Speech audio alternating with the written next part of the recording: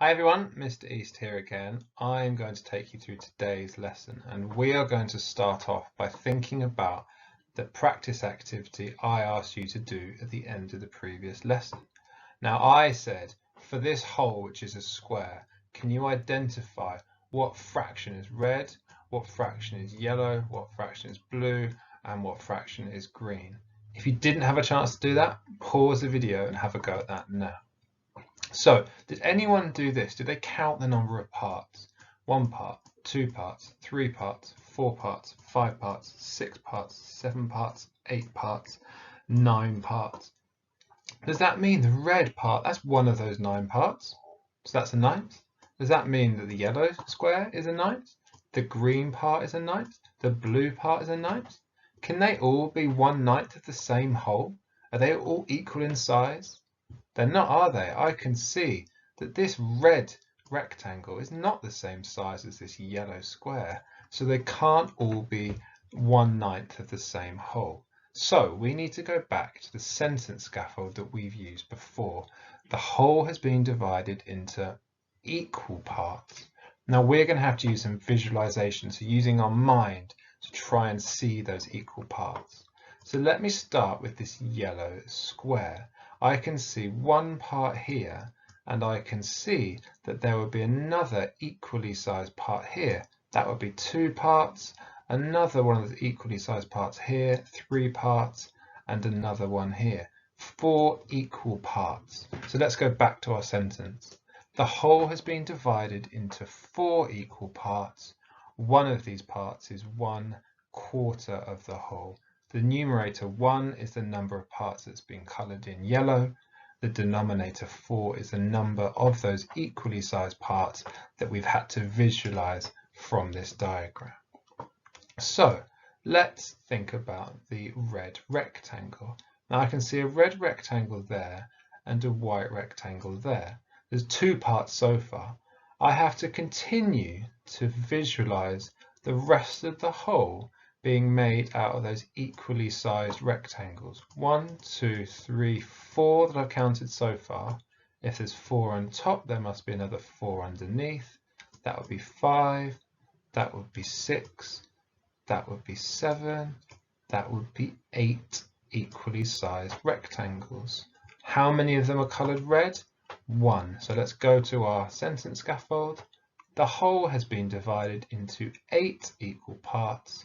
One of these parts is 1/8 of the whole.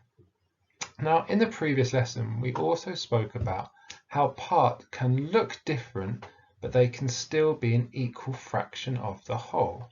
Now, I think this might be true for our blue triangle and our red rectangle. So we started off by looking at this yellow square.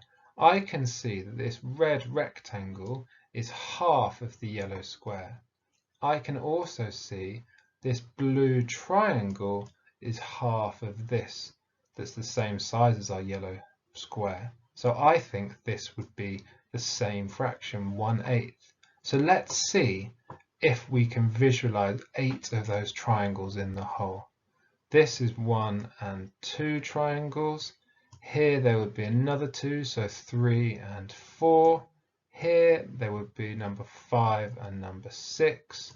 Here there would be number 7 and number 8. Yep, there would be 8 triangles in total.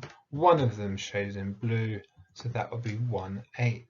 So, final one. Let's think about this green square. How many of these green squares do you think would fill the whole of my square? Well, in this top corner, I can see 4. In this top left, I can imagine there'd be another 4. 4 plus 4 is 8. In this bottom left, I could imagine another 4, so that would be 12. And then here, there'd be another 4. 12 plus 4 is 16. So there would be 16 squares in total. One of them is shaded in green. Let's go back to our sentence for the final time on this slide. The whole has been divided into 16 equal parts.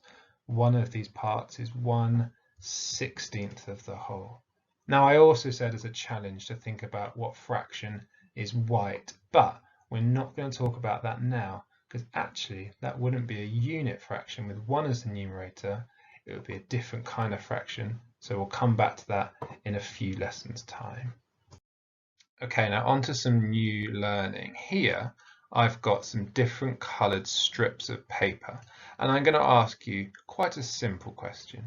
Which coloured strip has the most equal parts? What do you notice about the parts is the second part of that question. So shout it out for me. Which colour strip has the most equal parts?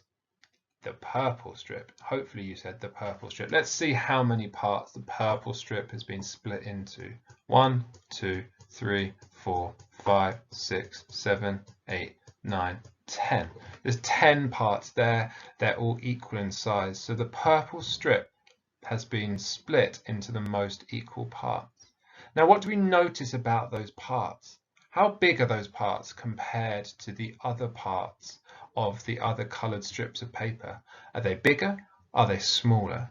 They're smaller, aren't they? So we've learnt this. I've just shown you when the whole is the same size, the greater the number of equal parts, the smaller each equal part will be. So let me show you that. So here we have the same sentence, and I'm going to show you some examples that proves this. To start with, my whole has been split into 3 equal parts.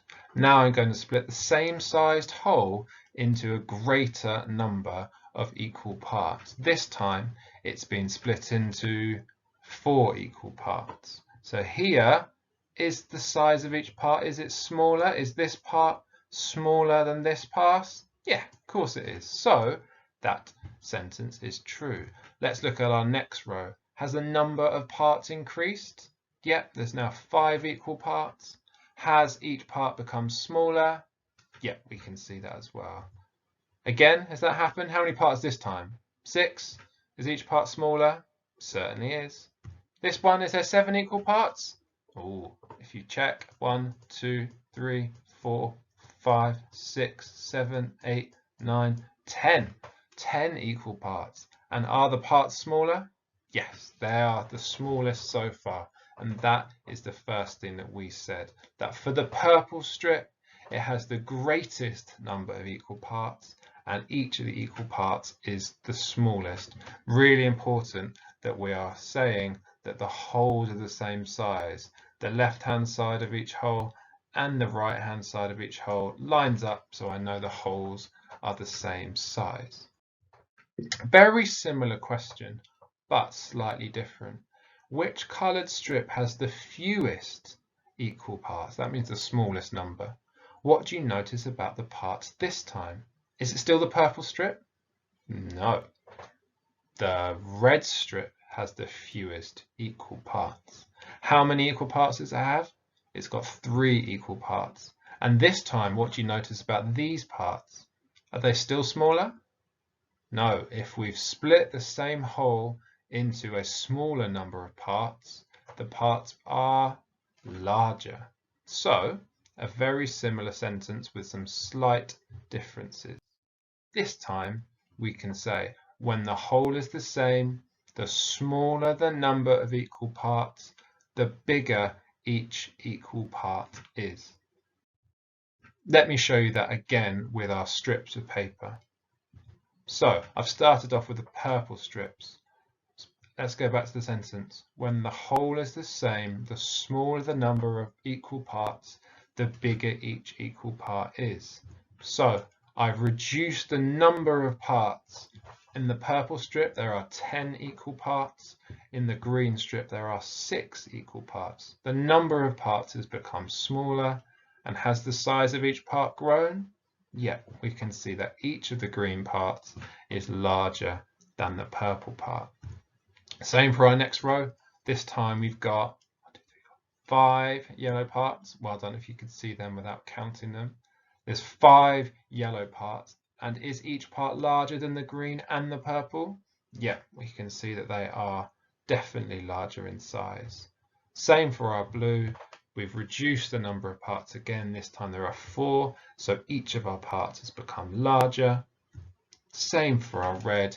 Again, this is what we said. This is the smallest number of parts because there's only 3, the fewest I should have said, and they are definitely largest in size. Okay, now I've added a new coloured strip. We've got our orange strip. Now I'm going to call this orange strip 1 whole. And if I call this 1 whole, we can think about the other strips of paper and the other parts as fractions. We're going to use the same sentence that we've used previously. The whole has been divided into equal parts. One of these parts is one of the whole. So the red strip of paper, say this with me. The whole has been divided into 3 equal parts. I hope you said that with me. Let's say the next part. One of these parts is 1/3 of the whole. So if that first red part is 1/3, what's the next red part? That's also a third. And the final one? Also a third. They're all a third because they're all equal in size. So let's look at the next strip. Are these thirds as well? No, we've increased the number of parts. This time there are 4 parts. And we said before that each of the parts is smaller in size, but let's think about what fraction each part is. Say it with me again. The whole has been divided into 4 equal parts. One of these parts is 1/4 of the whole. How do we write 1/4? It's 1 as the numerator, 4 as the denominator. So if that's 1/4, what's the second blue rectangle? That's also a quarter, and that must mean that each of these is 1/4, and we've then got 4 quarters within our whole.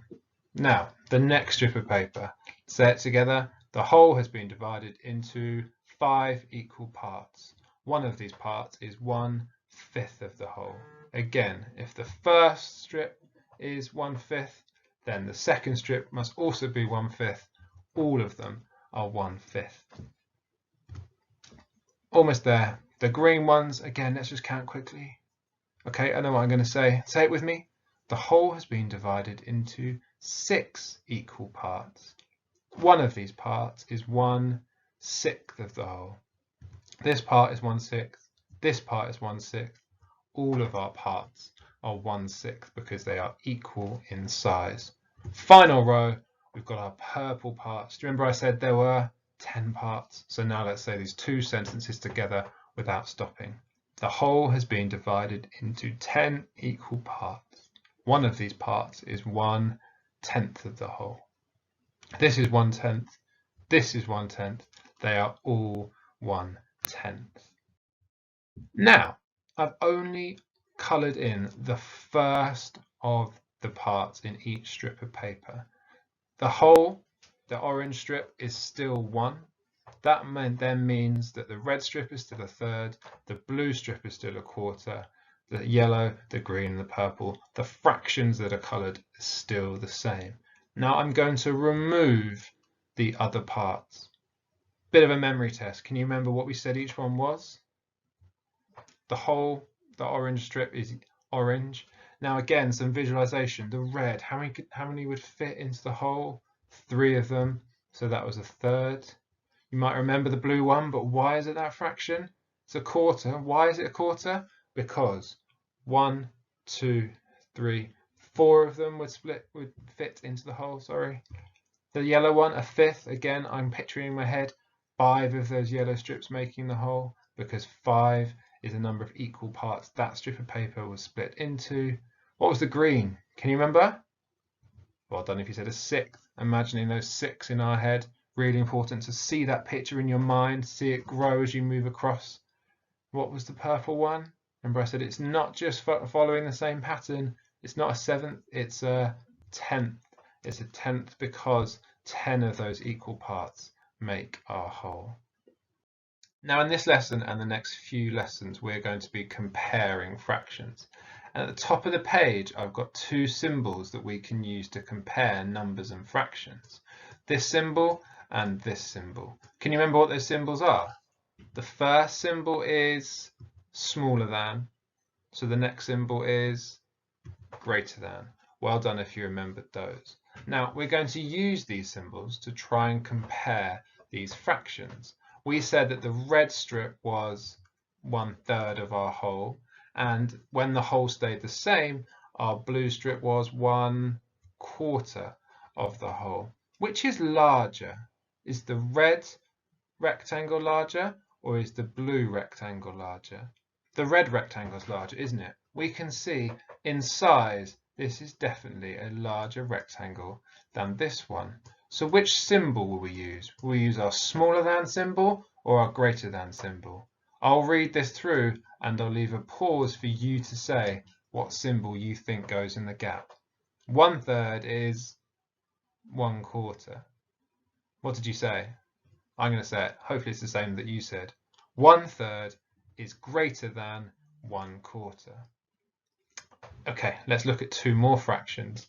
I've introduced the yellow strip. We said the yellow strip was 1/5 because 5 of these equal parts made a whole. So which is greater this time? Is the blue strip greater or is the yellow strip greater? The blue strip's greater, isn't it? So this time, let's say this sentence together. 1/4 is greater than 1/5. The green strip of paper, again, we said before, smaller in size, isn't it? So again, let's say the sentence together. 1/5 is greater than 1/6. And there was one more coloured strip on our fraction wall, that was 1/10. Again, remember, we're comparing this green strip with this purple strip. Is the green strip larger or smaller in size than the purple? It's greater, it's larger, isn't it? So let's say that final sentence together.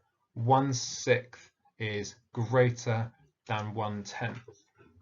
Now, we can actually say all of these together combined into one sentence. I'm going to say it. Join in when you see the pattern. 1/3 is greater than 1/4, which is greater than 1/5, which is greater than 1/6, which is greater than 1/10. That means if we focus on this, this means 1/3 is greater than 1/6. So here is a sentence that summarizes what this page shows. When comparing unit fractions, the greater the denominator, the... What word do you think goes there? See if you can say it. When comparing unit fractions, the greater the denominator, the smaller the fraction. Now this is a strange concept because normally when we count, the larger the number we say, the larger the number becomes. But for fractions, we have 1/3, 1/4, 1/5, 1/6, and 1/10. The larger the denominator becomes, the smaller the fraction, because that's the number of equal parts it's been split into. Goes against what we might think, but really important to get our head around this concept. For today's practice activity, I want you to make your own fraction wall. I want you to make a fraction wall which shows the same whole divided into equal parts where each part on each row is 1/2, then 1/4, then 1/5, then 1/10, and then 1/20. Now the easiest way I think you should do this is to find some squared paper if you have it at home. If you have some square paper, I want you to make them 20 squares across and then have enough rows so that you can do those 5 fractions and one whole. So let me show you what I mean. I've got my square piece of paper on the screen. I'm then going to draw 6 rectangles which are each 20 squares long. That's what I've done here. Then I'm going to start off by labeling my top rectangle as one whole, and then I'm going to show you how I would draw the next row so that it has equal parts where each part is 1/2. So I said 20 squares. Now I know that half means splitting into 2 equal parts. That means I need to divide 20 by 2, which is 10. So I can start off by drawing a line that splits my 20 squares into 10 squares each side. They're equal in size as 2 parts, so then I can label the left part 1/2 and the right part 1/2. So see if you can do the same to show a quarter, a fifth, a tenth, and a 20th. If you don't have squared paper at home, you can still try to do that. If you have a ruler, you could draw some rectangles that are 20 squares long and then think about in the same way how to make one row a whole, one row a half, a quarter, a fifth, a tenth, and 1/20th. If you don't have access to a ruler or squared paper or short on time, I still want you to do this activity. I want you to use either the fraction wall that I've got on the screen here or the fraction wall that you just made, and I want you to write some of your own inequalities. So I want you to use the scaffold I've got, and then you're going to say a fraction and then say is larger than another fraction. So I'm going to say the first one, and obviously you could write these down on a piece of paper as well. So I'm going to talk about a third first, and this sign means is larger than, so I can choose any fraction that is larger than. So 1 whole, it's not larger than, but all of the other fractions, my 1/3 is larger than, and I'm going to keep unit fractions. So an example could be 1/3 is greater than 1/6. So have a go at writing some of those down, see how many different ones you can write. If you want a challenge, you could try and take a whole piece of paper and fold it into strips so that you still create fraction tiles or a fraction wall of your own, but with these fractions. Now, annoyingly, a piece of A4 paper is just a little bit smaller than 30 centimeters. It would be nice if it was, because then we could measure them. But here, I've taken an A4 piece of paper and I've cut it into a strip. I'm then going to try and make a half. Okay, a half, that means 2 is the denominator, 2 equal parts. I think if I fold it in like that from end to end, and then I open it up, I could then draw a line. Let me do that on my piece of paper using a ruler. I can draw a line to show where I folded it. Can you see that on the screen? Light's a bit bright, there it is. So now I could write 1/2 on each side. That one was easy.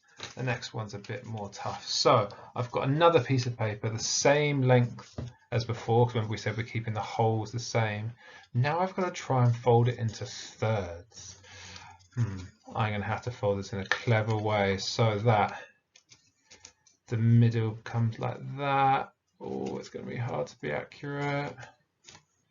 I think I've got it. I've done it. I'm going to open it up. I know that that is correct because when I put them on top of each other, each of my parts is of equal length.